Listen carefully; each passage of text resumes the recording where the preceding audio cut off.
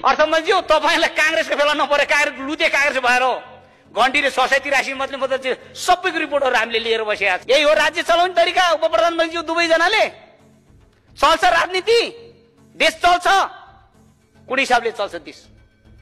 तपाईहरुले मात्र अगाउनु पर्ने, तपाईहरुले मात्र चुनाव जित्नु पर्ने, तपाईहरु मात्र मन्त्री हुनु पर्ने।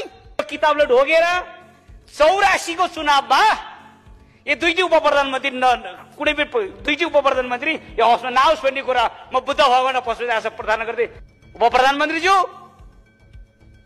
देश चल्दैन, डुबिसक्यो कांग्रेसहरु।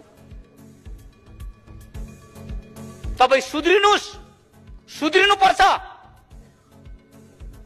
यही 6 महिना अगाडि गएको पार्टीले 683 मतले मात्र जितेर आउनु भयो। तपाई पनि ख्याल गर्नुपर्छ, समयलाई सबैलाई मिलाउनु पर्छ।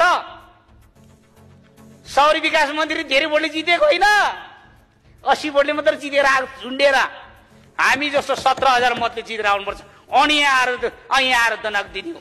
6 महिना अगाडि दर्ता गरेको पार्टी 79 सालमा 6 महिना अगाडि दर्ता गरेको पार्टी आज 22 वटा जितेर आछ। त्यही पार्टीबाट जितेर उपसभामुख हुनुहुन्छ यहाँनिर। भोलि यस्तो पार्टी तपाईहरु जस्तोले गर्थे यस्तो पार्टीहरु भोलि हामी नेकपा एमाले नेपाली कांग्रेस माओवादीहरु चाहिँ यस्तै तरिका तपाईले चाहिँ बजेटको व्यवस्था गर्दिन छुटेर भरि अर्कोले फाइदा लिने